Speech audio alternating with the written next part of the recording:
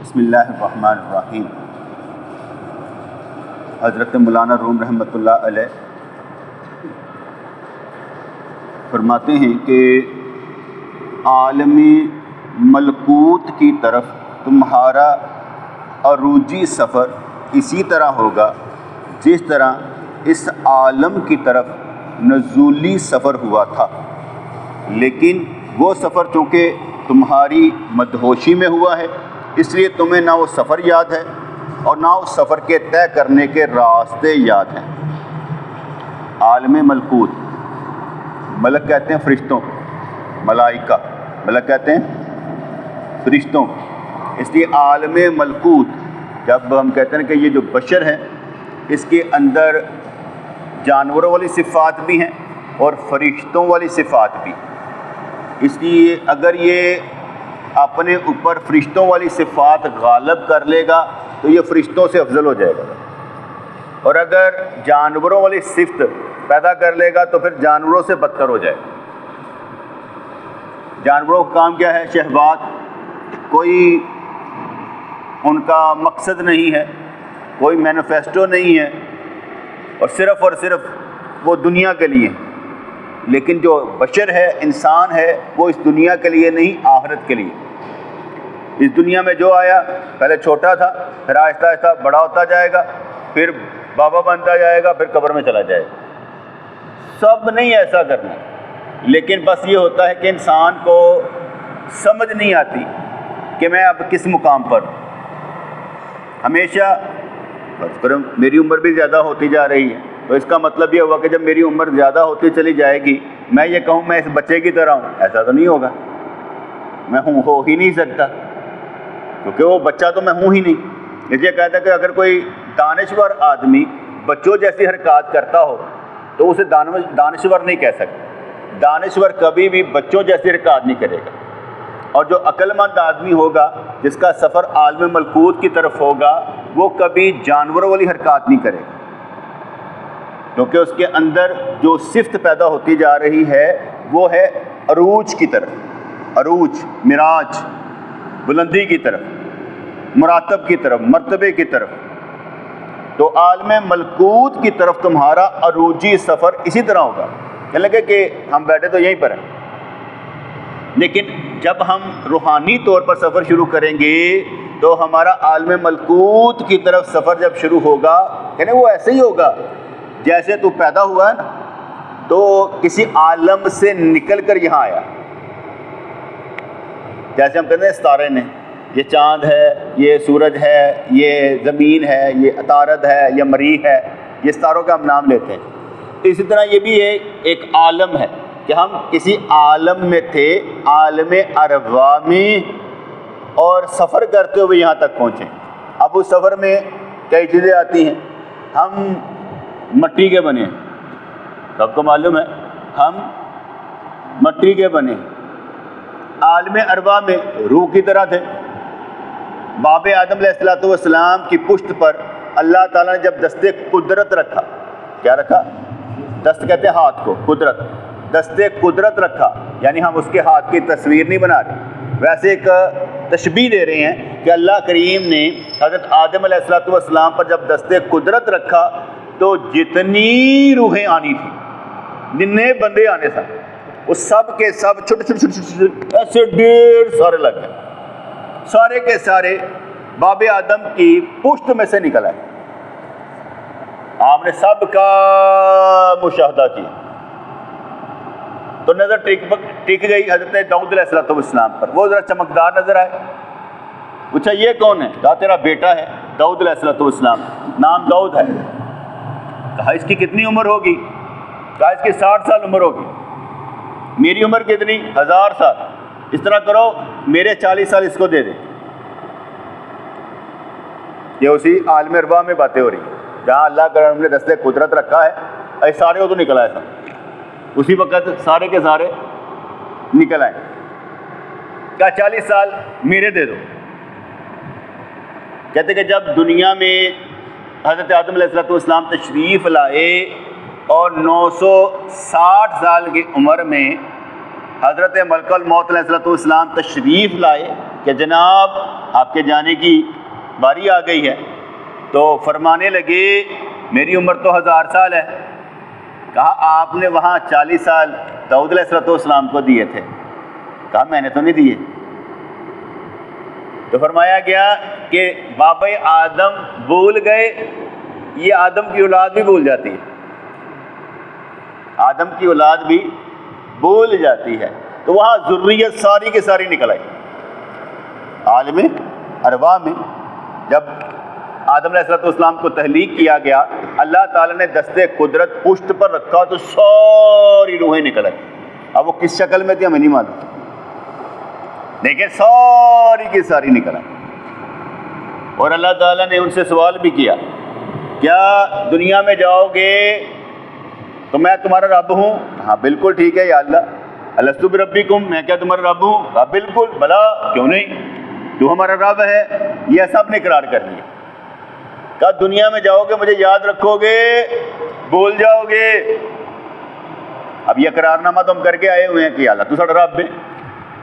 کچھ کہتے ہیں کہ یہ جو ارواح ہیں انہوں نے اللہ کو دیکھا ہوا ہے، کچھ کہتے ہیں یہ ارواح نے اللہ کو دیکھا ہوا ہے، کیونکہ پوچھا گیا کہ کیا میں تمہارا رب نہیں ہوں؟ قالوا بلا، کیوں نہیں ہو؟ کچھ کہتے ہیں دیکھا گیا ہے۔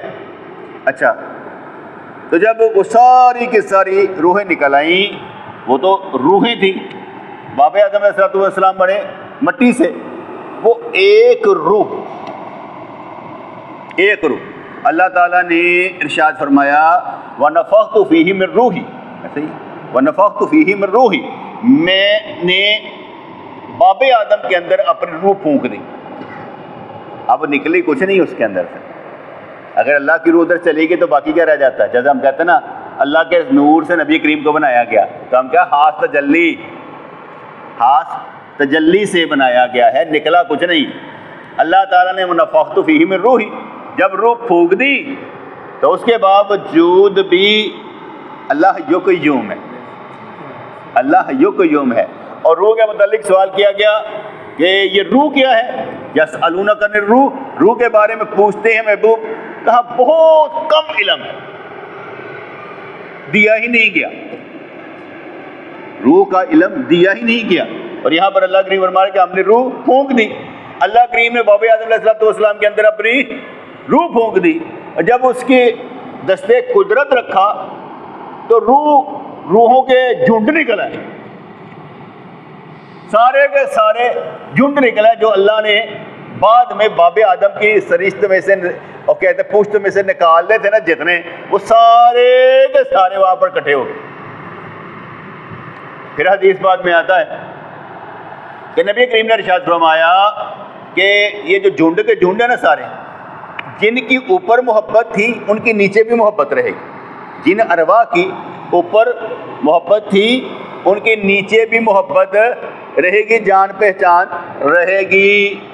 میں اس سے یہ اندازہ کرتا ہوں جن کی اوپر جان پہچان تھی ان کی یہاں پر جان پہچان ہے، جن کی یہاں پر جان پہچان ہے ان کی آگے بھی جان پہچان ہے، ٹھیک ہے نا۔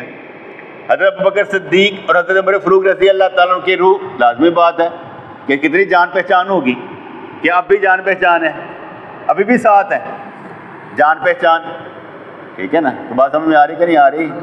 تو روحوں کے متعلق ہلکا پھلکا عکس دے رہا ہوں نا آپ لوگوں کو۔ تو جن کی اوپر جان پہچان ان کی نیچے جان پہچان، کچھ کہتے ہیں کہ 2 قالب 1 روح، کہتے ہیں اتنی محبت ہے ان کی آپس میں، ہیں 2 جسے 2 جسم، روح ایک کے، گل ایک کو ہی کر دی نا، جنہوں سے کہتے ہیں فنا، یہ ایک دوسرے میں فنا ہے۔ جیسے کئی میاں بیوی ہوتے ہیں نا، تو کوئی کہتا ہے میاں بیوی سے تھلے لگی ہے تو بیوی میاں تھلے لگی، کوئی ایسے گلاں کرتے رہتے ہیں نا۔ وہ کہتے ہیں 2 قالب 1 روح ہے، 2 قالب نے 2 جسے نے، روح ایک کے نہ لگ دی یار، ٹھیک ہے۔ تو اس لیے وہ جو روح ہے ہماری اوپر ملی ہوئی تھی، نیچے بھی ملی ہوئی ہے، آپس میں ہم جو محبت کرتے ہیں وہ پہلے بھی جان پہچان ہماری تھی۔ ایک دوست میرا ہے تو کہنے لگتا ہے میری کسی نے جان پہچان نہیں ہوئے گی، ایسے مارے کہ میرے نہ کوئی بنا کے رکھ دے، نہ میں کسی نے بنا کے رکھ دا، میں اتنے کلا ہی کھلوتا ہوں گا سائیں جی۔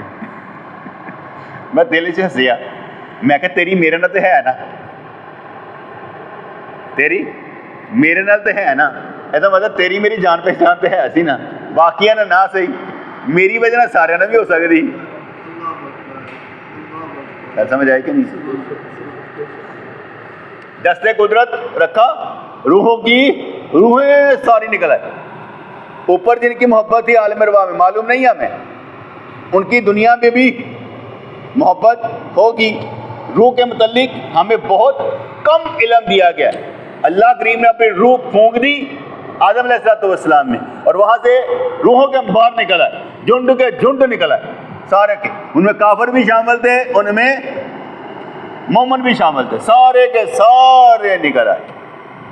اور اللہ کریم نے فرمایا کہ ہم نے اس آدم کو مٹی سے پیدا کیا ہے، آپ سارے مٹی سے ہیں. کیسی بات ہے. وہاں پر آپ روح ایک جسے سے ساری روحیں نکال دی، ادھر سے مٹی سے آپ بنتے ہیں. تو کہا جاتا ہے کہ آپس میں جب ملاقات ہوتی ہے تو پھر یہ بچہ پیدا ہوتا ہے. کیسی عجیب سی بات ہے. مٹی ہے، روح ہے، نطفہ ہے. کیا کاریگری ہے، کیا کاریگری ہے. نطفہ ہے، مٹی ہے، روح ہے، کیا کاریگری ہے. عالم ملکوت کی طرف تمہارا عروجی سفر اسی طرح ہوگا جس طرح اس عالم کی طرف نزولی سفر ہوا تھا. نازل عروج، حضور علیہ السلام کو جب معراج کروائی گئی، وہ یہاں سے گئے وہ براق پر، وہاں پر پہنچے، وہاں سے رف رف کی سواری سے اوپر پہنچے، اور جب سدرۃ المنتہا آ گیا اس کے بعد بس خود ہی پہنچ گئے اوپر تک. کوئی بھی نہیں تھا، کوئی بھی نہیں تھا. وہ جو عروج تھا وہ اور طرح کا تھا، وہ معراج اور طرح کی تھی، کیونکہ نہ وہاں بندہ نہ کوئی اور. اس لیے سدرۃ المنتہا سے جہاں پر وہ جبرائیل علیہ السلام سرکار میں ایک قدم نہیں اگے رکھ سکتا، نہیں تو پر جل جان گے. پر جلنا مطلب ہے نہیں کوئی اگ لگی سی، وہ جڑے وہ تجلیاں سن نا وہ پر برداشت نہیں کر سکتے سن، وہ پر ہولے سن، وہ پر ہولے سن. نبی بھاری سی، ایسے بڑے نبی پاک علیہ السلام نے اگے قدم رکھ لیتا کیونکہ بھارے سن. انہوں کا ایک بال بھی نہیں جلیا، وہ تو پر جلتے ہیں. وہ کہتے ہیں پتہ کنے ہزار پر نکل آئے. مجھے ایکچوئل اماؤنٹ اور یاد ہے تعداد کہ جب سرکار نے شکل دیکھی، صورت دیکھی جبرائیل علیہ السلام دی، تے کنے ہی پر سن. تے انج کر کے اتوں لے کے تھلے تک، زمین تے آسمان تک کوئی جبرائیل علیہ السلام نظر آتے پہ. تے ایتھے جبرائیل علیہ السلام میرے پر جلتے ہیں، سرکار اگے جاندے ہیں، وہاں پر جلتے ہیں لیکن سرکار کا ایک بال نہیں جلتا، کیونکہ ان کے اندر کیا طاقت ہے کہ وہ انوار و تجلیات برداشت کر لیتے ہیں. اس لیے عروج وہاں سے آگے بس بندہ تے اللہ، نور کا نور کی طرف سفر شروع ہوا. کیونکہ وہاں پر جیسے ہم اکثر کہا کرتے نا، جیسے ہم اکثر کہا کرتے ہیں یہاں پر آپ جب ترازو میں باٹ رکھتے، باٹ ہی ہوتا ہے نا، بٹا باٹ رکھتے ہیں، ادھر چیز رکھتے ہیں، ٹھیک ہے، پھر تولتے ہیں، ٹھیک ہے. اگر چیز بھاری ہو تو باٹ اوپر آ جائے گا، اگر باٹ بھاری ہو تو چیز اوپر، پھر آپ بیلنس کر کے کرتے ہیں. لیکن جب کل قیامت والا دن ہوگا نا، جن کے اعمال وزنی ہوں گے وہ نیچے نہیں جائیں گے، وہ اوپر جائیں گے. تو بات سمجھ میں ہے کہ نہیں؟ وہ جو ترازو رکھا جائے گا نا، اس میں جب اعمال تولے جائیں گے، اعمال تولے جائیں گے، وہ اوپر کو جائیں گے، نیچے کو نہیں جائیں گے. سرکار نے اوپر کو عروج کیا، سرکار نے اوپر کو عروج کیا کیونکہ وہ وزن ہے. وہ جو وزن تولے جائیں گے وہ اوپر کی طرف جائیں گے. سرکار کا وزن نہیں ہے، سمجھ آ رہی ہے نا کوئی میری بات کی؟ اوپر کو جا رہے ہیں، بھاری ہیں، جس کے اعمال بھاری ہیں وہ اوپر جا رہا ہے، ٹھیک ہے. حضور کتنے بھاری ہیں، اوپر کی طرف جا رہے ہیں. نور ہیں، بھاری ہیں، اوپر کی طرف جا رہے ہیں. اس لیے وہ سفر شروع ہو گیا. اس لیے جو نزولی سفر تھا، تو جیسے آپ تشریف لے گئے تھے ویسے ہی آپ واپس آئے براق کے اوپر. جیسے گئے تھے ویسے ہی براق سے واپس آپ تشریف لائے تھے. یہاں پر کہا جاتا ہے کہ جس طرح اس عالم کی طرف، یعنی وہ عالم ارواح میں جب نکالا گیا تھا نا تمہیں، اور پھر یہ سفر ہوا دونوں طرح کا کہ عالم ارواح سے تم آئے، اس دوران میں ماں باپ میاں بیوی آپس میں مل بھی چکے تھے، اس میں وہ مٹی کا عنصر بھی شامل کر دیا گیا کہ یہ مٹی سے ہے، اور پھر کیا ہے اس میں روح پھونکی گئی، اور روح پھونکی کب جاتی ہے؟ کہا جاتا ہے کہ جب نطفہ عورت کے پیٹ میں جاتا ہے تو پہلے ہوتا ہے نطفہ، پھر ہوتا ہے سرخ 40 دن نطفہ، پھر خون کی پھٹکی، پھر خون کی پھٹکی بن جاتی ہے، اس کے بعد پھر وہ جو ہے نا جسم بننا شروع ہو جاتا ہے، اور جب وہ جیسے چڑی کا پوٹ نہیں ہوتا، وہ چڑی کا پوٹ جیسے ایسے کر کے نا، وہ ایسے کر کے ہوتا ہے نا، تو جب 4 ماہ ہو جاتے ہیں نا، 4 ماہ کے اندر نا ایسے فرشتہ ٹھک اس کے دل پہ ٹھوکر لگاتا ہے اندر پیٹ میں، جہاں پر وہ کاریگری ہو رہی ہے نا ماں کے پیٹ میں بچہ بن رہا ہے، وہاں پر کاریگری ہو رہی ہے، تو ماں کے پیٹ میں فرشتہ ٹھک کر کے اس کے دل پر چوٹ لگاتا ہے، پتہ نہیں کہڑے ناز ضرب لاتا ہے، ٹھیک ہے، ٹھک دل ٹھک ٹھک کرنا شروع کر دیتا ہے، تو دل چل پاتا ہے۔ اس لیے کہا جاتا ہے کہ اگر کسی نے ابارشن کروانا ہو، ضرورت ہو، تو 4 ماہ میں کروا سکتا ہے، 120 دن 3003412 ہے نا، 120 دن کے اندر کروا سکتا ہے، جب یہ دل چل پڑے اس کے بعد نہیں کروا سکتا، حمل ضائع نہیں کروا سکتا، کیونکہ اب اللہ تعالیٰ نے جان پیدا کر دی ہے۔ اب اگر تو کروائے گا تو اس کی مثال ہوگی جیسے تم نے زندہ بچیوں کی پیدائش پر زندہ گاڑ دیا کرتے تھے نا، اس طرح اب تو زندہ گاڑ ہے۔ اس لیے 4 ماہ میں تم 120 دنوں سے پہلے اگر کسی کو مسئلہ پڑ جائے تو وہ ابارشن کروا سکتا ہے۔ اس کے بعد اگر پتہ چلے کہ بچہ ٹھیک نہیں ہے، بچہ اب نارمل ہے، بچہ لینا ہی پڑے گا، کیونکہ اب تیری مرضی نہیں ہے، اس میں جان پڑ گئی، تو اب تم مار نہیں سکتا، کیونکہ اس کے اندر زندگی پیدا ہو چکی، تو وہاں سے وہ جو روح آتی ہے پرواز کرتے ہیں وہ کھل گئی، اب اندر جو ہے ٹھک ٹھک شروع ہوئی۔ اب وہ کیسے اللہ تعالیٰ کاریگری کرتا ہے، پھر پیدا کرتا ہے باہر کو، وہ اللہ تعالیٰ کی مہربانی۔ تو کہا کہ فرمایا جس طرح اس عالم کی طرف نزولی سفر ہوا تھا، پھر ایک جگہ میں پڑھ رہا تھا کہ جیسے بچہ پیدا اس کے اندر روح اندر داخل کرنا ہوتا ہے نا، بڑی تکلیف ہوتی ہے، لیکن اس وقت ہمیں معلوم کچھ نہیں ہوتا، ہمیں معلوم کچھ نہیں ہوتا۔ کسی بچے کو جب پیدا ہوتا ہے نا، آپ دیکھیں گے وہ دیکھ رہا ہے، مسکرا رہا ہے، کبھی یوں کر رہا ہے، اسے کھا نظر نہیں آ رہا ہوتا، وہ صرف رنگ محسوس کر رہا ہوتا ہے، اسے شیپ چہرے نظر نہیں آ رہے ہوتے کہ یہ چہرے کیا ہے، کیونکہ آنکھیں ورکنگ نہیں کرتی، وہ جو سن رہا ہوتا ہے اسے کچھ نہیں پتا ہو رہا ہے کیا ہو رہا ہے، صرف فیل کرنا آہستہ آہستہ، وہ جو ماں اٹھاتی ہے اسے یا کوئی باپ محبت سے اٹھاتا ہے، وہ فیل کرنا شروع کرتا ہے کہ یہ جو ہاتھ ہے نا یہ میرے کسی اپنے کے، وہ ہاتھ فیل کرتا ہے۔ پھر اس کے بعد جو ہے نا وہ ماں کا پستان جب چوستا ہے نا، اسے دودھ ملتا ہے، پھر وہ ڈھونڈتا ہے یہ چیز۔ حضرت موسیٰ علیہ السلام کو جب پیدا ہوئے تو ماں نے پہلے دودھ پلایا، جب دودھ پلایا دودھ اندر چلا گیا، اب کہا کہ اسے صندوق میں بند کر کے پھینک دو، وہ چلا گیا فرعون کے گھر میں، فرعون نے ساری دائیاں بلا لی کہ اس کو دودھ پلایا جائے، کوئی دائی اسے دودھ نہ پلا سکی، کیونکہ اس کو جو چسکا ماں کے دودھ کا تھا وہ کسی میں نہیں تھا۔ اس لیے جب بہن بھاگی بھاگی واپس آئی اور کہنے لگی اماں کام بن گیا، بھائی کسی کا دودھ نہیں پی رہا، آ چل تو، جب وہ وہاں پر پہنچی پستان منہ میں ڈالا تو بچے نے پینا شروع کر دیا، کیونکہ موسیٰ علیہ السلام اپنی ماں کے دودھ کے ذائقے کو چکھ چکے تھے، اس لیے جلدی سے دودھ پینا شروع ہو گیا۔ اب پل رہا ہے فرعون کے گھر میں، ماں جاتی ہے ادھر دودھ پلانے، پیسہ ملتا ہے دودھ پلانے کا، ماں بھی پل رہی ہے، بچہ بھی پل رہا ہے۔ اللہ تعالیٰ یہ فنکاریاں دیکھو، اللہ تعالیٰ کی حکمتیں دیکھو، جن پالنا ہوتا ہے کتنے کتنے پال چڑھتا۔ بیٹے میں نے آگے بتایا نا، ہم نے حج کا سفر کرنا ہے نا، تو اللہ کی قدرتوں کا مشاہدہ کرنا چاہیے کہ پتہ نہیں کیا کس وقت کیا حقیقت کھل جائے، کیا پتہ لگ جائے۔ ہم نے سفر کرنا ہے کرامات کے لیے، کہ یار ہم جا رہے ہیں تو اللہ تعالیٰ ہمارے اوپر کئی کرامات کرے گا، حقائق روشن کرے گا، حقیقتیں نظر آئیں گی. ہمارا مقصد فوکس ہونا چاہیے کہ ہم جا کس لیے دیں. مقصد جب مل جائے نا تو پھر اس پر زور لگانا پڑتا ہے. یہ نہیں کہ یار میں جا رہا ہوں تو میں حج تو ہو ہی جائے گا. فوکس یہ ہے کہ یا اللہ میں تیرے قرب میں آنے لگا ہوں، تیرا حکم ماننے لگا ہوں، تو ایک فرض پورا کرنے لگا ہوں، اور اس فرض کی بہت شان ہے. یہ اس قدر شاندار ہے کہ ایسے حج مبرور جیسے ماں کے پیٹ سے بچہ پیدا ہوتا ہے گناہوں سے پاک، ویسے اس کی شان ہو جائے گی. میں تجھ سے کچھ لینا چاہتا ہوں، کسی مسئلے میں پڑ جائے تو میرے لیے حل ہوتے نظر آئیں. مجھے کوئی پیاس ایسی نہ لگے، ایسے لگے کہ میں نے جیسے حوض کوثر سے پانی پی لیا ہوگا. بڑی بڑی گلاں کرو نا، چھوٹی چھوٹیاں نہیں کرنی، بڑی بڑی گلاں کر کے نکلنا چاہیے. وہ تو جو ایک بعد کی گل دیکھ لیں گے کیا بنتا ہے.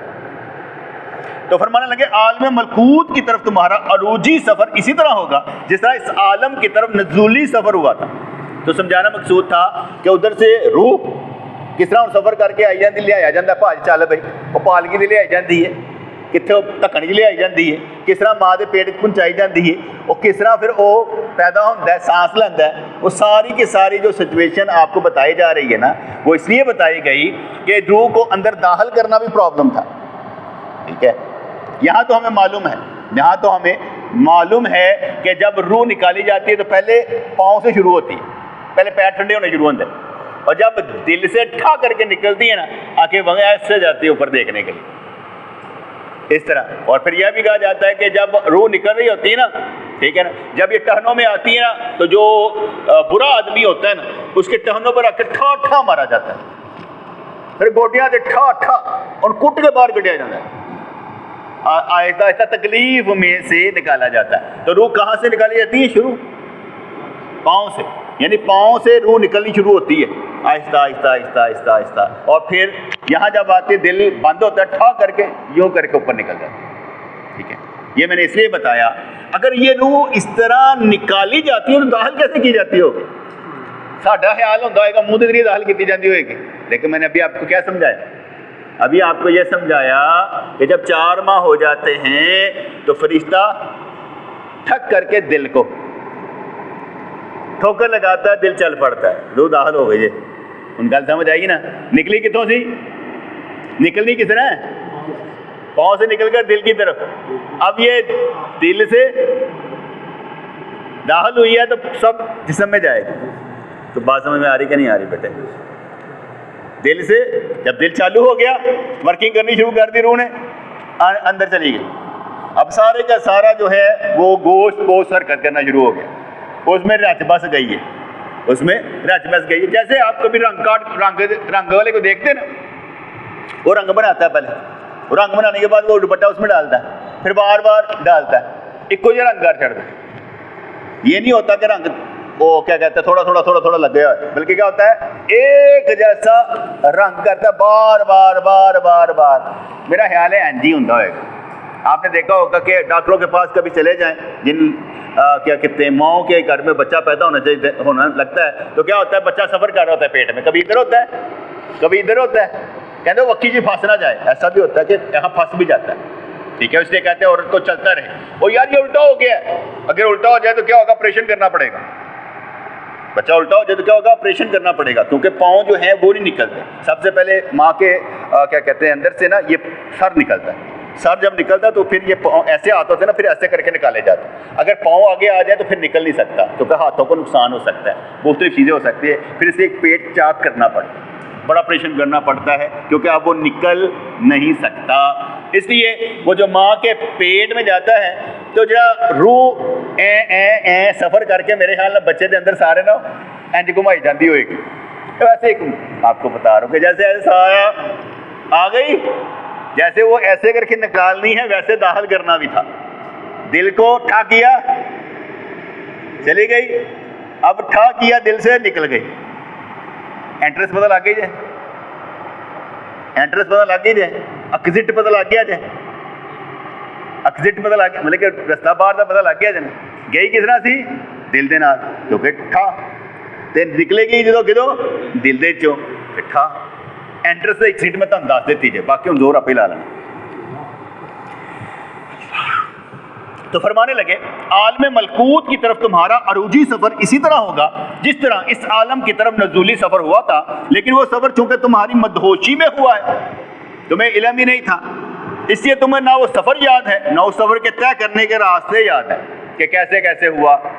پہلے ارواح، پھر ادھر سے لا کے اللہ کریم نے ماں کے پیٹ میں، پھر ماں عورت اور مرد کا نطفہ، پھر وہ مٹی کیسے، وہ پہلے والی مٹی اللہ یاد کرواتا ہے کہ اندر کوئی مٹی کا سلسلہ ہوتا ہے، یہ مجھے پتہ نہیں، اللہ کے اللہ ہی جانے، ٹھیک ہے، شاید کسی وقت نقطہ آئے تو آئے، نکل جائے، پتہ نہیں لگتا، تو اس لیے تاکہ وہ جو تھا نا سارا کچھ وہ نہیں ہوتا۔ جب پوچھا جائے میری یادداشت جو ہے نا ذاتی طور پر میری یادداشت 4 سال کی عمر میں میری یادداشت شروع ہے، 4 سال کی عمر میں میری یادداشت شروع ہے۔ میرا بھائی چھوٹا تھا نا، جب پیدا ہوا نا چھوٹا بھائی، وہ مجھ سے 4 سال چھوٹا تھا، میں 1969 کی پیدائش ہوں، وہ 1973 کی پیدائش، ٹھیک ہے۔ میں کیا کہتے ہیں جولائی میں 30 جولائی کا تھا، وہ مارچ کا تھا، 7 مارچ کا، ٹھیک ہے۔ تو جب وہ پیدا ہوا نا، وہ مجھے یاد ہے کہ جب میری ماں کے پیٹ سے پیدا ہوا تو اس کو جو ہوتی ہے نا تنی، اس کو لگا دیتے، وہ کلپ، ناف باندھنا جسے کہتے ہیں، وہ ناف باندھ دی جاتی، وہ کھل گئی تھی تو اس کا خون بہنا شروع ہو گیا تھا، اسے اٹھا کر لے کر گئے تھے، یہ مجھے یاد ہے، یہ مجھے یاد ہے۔ 4 سال کی عمر میں مجھے اسکول داخل کروایا گیا تھا، مجھے یاد ہے کہ اسکول میں گیا تھا اور جب واپس آیا تھا تو جو بینگن نہیں ہوتے، میری ماں وہ پکا رہی تھی، یعنی 4 سال کی عمر میں میری یادداشت کام کر رہی ہے کہ یار میں بڑے موٹیاں چیزاں کہ یار میں جب KG میں تھا تو کون سی مس پڑھایا کرتی تھی، آگے کیا کیا تھا، وہ سارا 4 سال میں بندہ کرنا شروع ہو جاتا ہے۔ اس سے پہلے کا مجھے نہیں معلوم، تو پتہ نہیں ہوتا کہ اور 3 سال میں کیا تھا، 2 سال میں کیا تھا، ہلکا ہلکا عکس ہوگا، لیکن یادداشت کام نہیں کر رہی۔ اور اس کے بعد اب تک جہاں تک میں پہنچا ہوں بہت سی چیزیں بھول گیا ہوں، میں یاد نہیں رکھتا، بہت سی چیزیں بھول چکا ہوں۔ اور سوئے اتفاق یہ ہے کہ میرے جتنے بھی دوست بنے نا وہ سارے کے سارے چھوٹ گئے ہوئے ہیں، سوائے جو یہ دوست ہے، میرے کوئی دوست نہیں، سب چھوٹ گئے، بھول چل گیا ہوں کون کون تھے، کیسے تھے، کیا معاملہ تھا، نہ کوئی یاد آتی ہے نہ ان کو میری یاد آتی ہو۔ تو یہاں پر فرمایا گیا کہ عالم ملکوت کی طرف تمہارا عروجی سفر اسی طرح ہوگا جس طرح اس عالم کی طرف نزولی سفر ہوا تھا، لیکن وہ سفر چونکہ تمہاری مدہوشی میں ہوا ہے، اس لیے تمہیں نہ وہ سفر یاد ہے نہ اس سفر کے طے کرنے کے راستے یاد ہیں۔ اگر تم اس آنے کی سفر کی باتیں یاد کرنا چاہتے ہو، اب اگلی کہانی سنانے لگے، اگر تم اس آنے کے سفر کی باتیں یاد کرنا چاہتے ہو تو جسمانی اور مادی ہوش و حواس کو مجاہدات کے ذریعے ختم کر کے روحانی ہوش اختیار کر لو جی، وظیفہ بتا دی، گھٹ کھاؤ، گھٹ گلاں کرو، ذکر زیادہ کرو، ٹھیک ہے، تمہیں اپنا بھی ہوش نہ رہے، اتنی مستی تم پر طاری ہو جائے، اتنی جذب کی کیفیت طاری ہو جائے کہ اللہ کا ذکر تیرے اندر سرایت کر جائے، تیرے اندر جذب ہو جائے، تیرے بال میں اللہ کا، اور جسے ہم رنگ کی مثال نہیں دیتی تھی کہ رنگ کی ہوتا ہے، وہ سارا دوپٹے سے چڑھ جاتا ہے، کپڑے سے چڑھ جاتا ہے، بار بار تو اتنا ذکر کرنا ہے، اتنا ذکر کرنا ہے کہ وہ سارے کا سارا ذکر کا اثرات تیرے پورے جسم سر کے ایک ایک بال سے لے کر پاؤں کی ایک ایک رگ تک، ناخن تک سرایت کر جائے۔ تو فرمانے لگے اگر تم اس آنے کی سفر کی باتیں یاد کرنا چاہتے تو کیسے دنیا میں آئے تھے، کیسے عالم ارواح سے آئے تھے، کیسے یہ ہوا تھا، یاد کرنا چاہتے ہو تو جسمانی، جسم کی خواہشیں، اور مادیت، یہ مادی پرست ہے نا، آپس میں ملنا جلنا کھانا پینا، مادی ہوش و حواس کو جو تم محسوس کر رہے ہو، ہوش و حواس میں ہو، کو مجاہدات کے ذریعے ختم کر کے روحانی ہوش اختیار کر، بہت بڑا مشکل کام، بڑا مشکل کام۔ یہ ایسے سمجھے آپ کو ہوش ہے، آپ کو ہوش ہے، آپ کو کوئی کھوٹا پیسہ دے جاتا ہے اور آپ سے کوئی چیز لے جاتا ہے، آپ کو یہ پتہ لگ رہا ہے یہ کھوٹا پیسہ ہے، آپ کو یہ پتہ لگ رہا ہے یہ کھوٹا پیسہ ہے اور آپ چیز جان بوجھ کر دے دیتے ہو، پتہ بھی یہ کھوٹا پیسہ ہے لیکن آپ چیز جان بوجھ کر دے دیتے اس بندے کی طرح جس نے یہ کہا کہ یا اللہ مجھے جب یہ کھوٹے پیسے دے جاتے تھے تو میں لے لیتا تھا اور اس کے بدلے ان کو کھانا دے دیتا تھا، اب میں بھی کھوٹا تیرے پاس آ گیا ہوں، تو مجھے بخش دے۔ یہ ایک بات میں نے کہی۔ اب میں جو میں سمجھانا چاہ رہا ہوں یہ ہوش کی بات ہے کہ اس کو پتہ ہے کھوٹا پیسہ ہے، لے رہا ہے، پتہ ہے اس کو دے رہا ہے اللہ کے لیے کہ میں دے دیتا ہوں تاکہ میں بھی اللہ سے سودا کر لوں، یا اللہ یہ بندہ تیرا ہے مجھے کھوٹا پیسہ دے رہا ہے، یہ غلط کر رہا ہے، مجھ سے فراڈ کر رہا ہے، لیکن میں لے رہا ہوں کہ چلو میں کھانا دے دیتا ہوں۔ یہ ہوش و حواس کی بات ہے۔ لیکن جب تجھے ہوش و حواس رہے ہی نہ، کھوٹے اور اصل کی پہچان بھی مٹ جائے، وہ بھی مٹ جائے،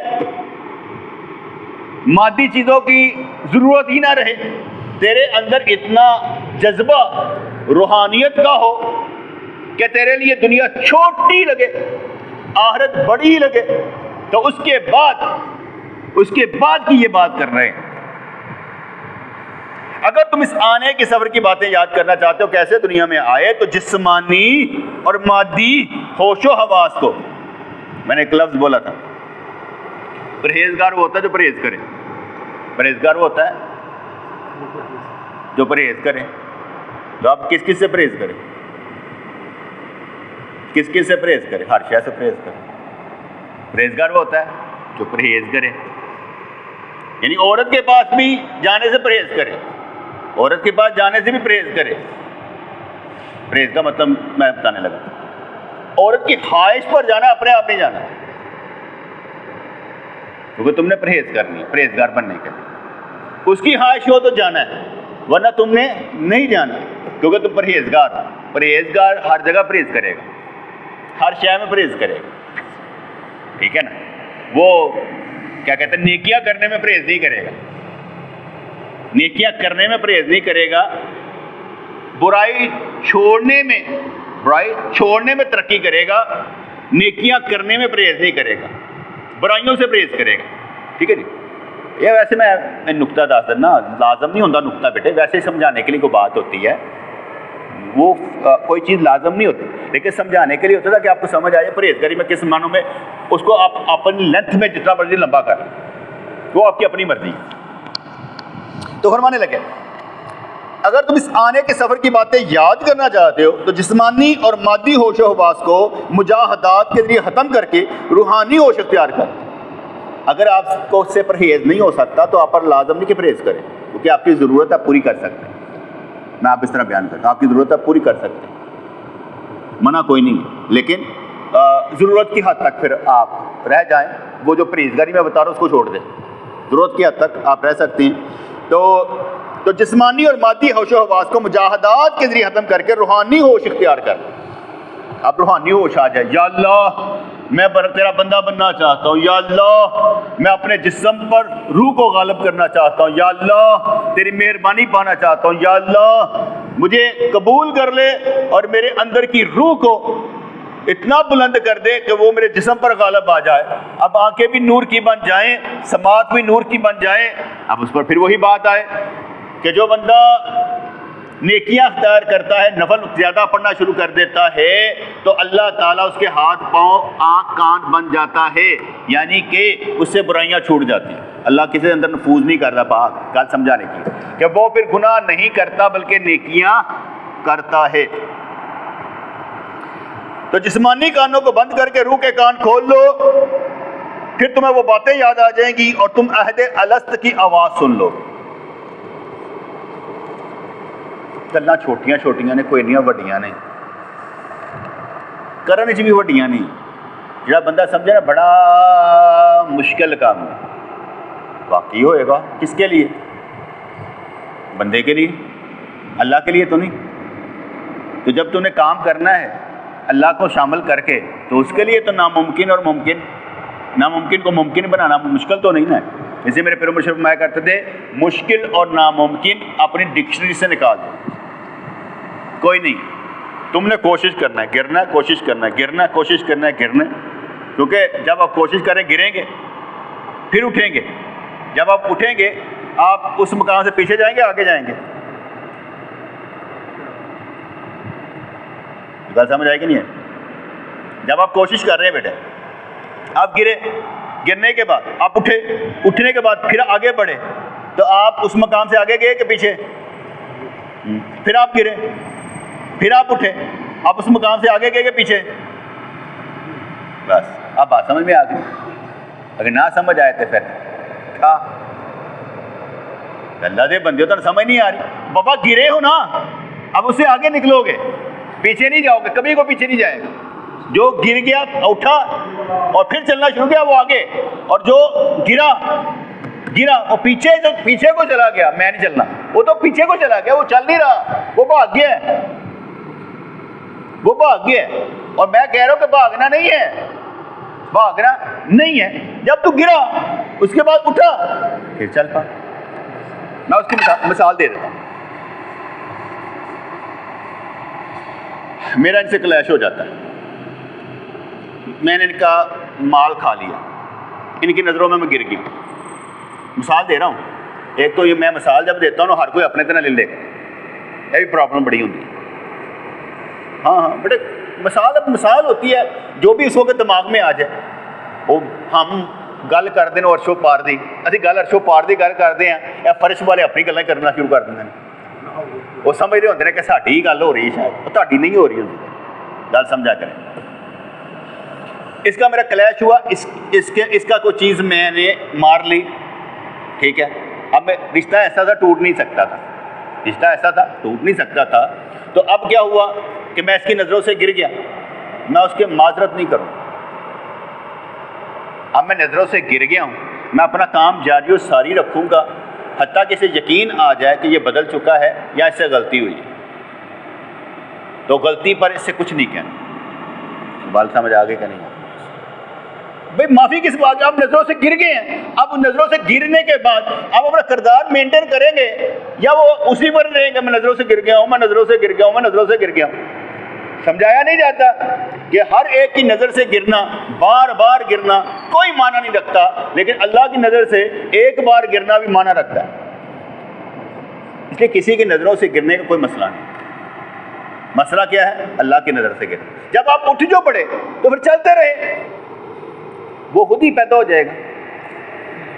ہمارا ایک دوست تھا، تو وہ پھنس گیا، کسی کے پیسے مارے، کسی کا کچھ کر لیا، مجھے پتا چلا کسی نے کہا جس نے میرے پیسے نہیں دیے، یہ کرنا ہے، وہ کرنا ہے، اس طرح کرنا ہے۔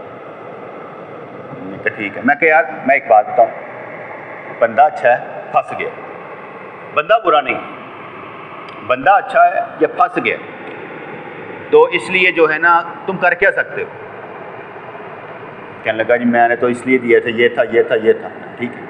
میں کہا اس طرح کرو، کتنے مہینے گزار سکتے ہو؟ کہتا میں 6 ماہ گزار لوں۔ میں کتنے پیسے؟ کہتے ہیں اتنی اماؤنٹ ہے۔ میں کہا ٹھیک، میں 6 ماہ کے اندر 2 پیمنٹیں اس سے کی اور اس کے پیسے پورے کر دیے، اور اس دوست کو کہا جو پھنس گیا تھا، میں کہ یہ پیسے مجھے واپس نہیں کرنے، کیونکہ میں سمجھتا ہوں کہ تم اچھے بندے ہو لیکن پھنس گئے تھے۔ اتنا تو بڑے آنکھ کی نظر ہونی چاہیے نا کہ یار ایک بندہ پھنسا ہے، ایک بندہ پھنسا ہے تو یار پھنس گیا ہوگا، وہ ایسا تھا نہیں تو کسی وجہ سے ہے نا، اب اس سے نکالنے کے لیے کچھ تو کرنا پڑے گا نا۔ اب ہم یہ کہتے ہیں کہ میرا مال پھنس گیا، میرا مال پھنس گیا، مار دو زندہ، میرے ساتھ سے دھوکہ کر دیا، اور بابا پھنس گیا ہے۔ میں اس کی مثال دیتا ہوں۔ حضور علیہ السلام کے پاس ایک کیسا ہے، مفہوم بتانے لگا، اور بندہ مقروض ہو گیا، جو سوال کرنے والے جنہوں نے پیسے لینے تھے وہ آگے، حضرت پیسے، انور تیرے پاس کچھ ہے؟ جو کچھ تھا اس کا گار پار دیگر جو بھی تھا سب کا سب بیچ دیا، اور جتنے لینے والے تھے ان میں پرسنٹیج کے حساب سے بانٹ دیا، 5%، 10%، 100%، جتنا بھی سی نا، جس سے اس کا جو تھا نا۔ بات سمجھ میں آ رہی کہ نہیں آ رہی؟ 50 بندے لینے والے تھے تو 50,000 ہوگا، اب ہر ایک کو 1,000 نہیں دیا، 1,000 نہیں دیا، بلکہ جس کے جتنے پرسنٹ تھے اس حساب سے دیا۔ ایک نے 1 لاکھ لینا تھا، ایک نے 20,000 لینا تھا، ایک نے 5,000 لینا تھا، اب اس میں سے اس پرسنٹیج کے حساب سے سب کو دیا. تو گل سمجھ آ رہی کہ نہیں آ رہی؟ 5,000 والے کو سمجھے 200 ملا، 5,000 والے کو 5,000 والے کو سمجھے 200 ملا، 50,000 والے کو 2,000 ملا، جس نے 5 لاکھ لینا تھا ٹھیک ہے اسے 20,000 دے دیا. گل سمجھ آ رہی نا؟ پرسنٹیج کے حساب سے ان کو دے دیا اور کہا 200 اس کے پاس یہی تھا، اب اسے معاف کر. تو گل سمجھ آ گئی نا؟ تو ساری چیزیں نیلام کر کے کہا، فرمایا اب اس کے پاس کچھ نہیں. اور پھر حکومت کیا کرے گی؟ اسے زکوٰۃ کے ساتھ مدد کر کے اسے پھر کھڑا کرے گی. تو بندہ مرنا نہیں چاہیے، بندہ مرنا نہیں چاہیے. اس لیے یہ جو بات بتائی کہ یار جب ہم ہوش میں ہوتے ہیں نا، کوئی ایسی کاریگری ہو بھی جاتی ہے کہ بندے کا آپس میں اختلاف ہو جائے تو اس اختلاف کو روگ نہ بنا لے، اس اختلاف کو روگ نہ بنا لے، بلکہ سوچے سمجھے کہ یار کوئی بات نہیں ہے، ورنہ تو یہ بشیر تقاضے تو کبھی ختم نہیں ہوں گے. ہر بندہ جہاں پر ہے وہیں پر پھنسا رہے گا. ربنا تقبل منا انک انت السمیع العلیم وتب علینا انک انت التواب الرحیم. یا اللہ یا رحمان ثبتنا علی الایمان آمین برحمتک یا ارحم الراحمین.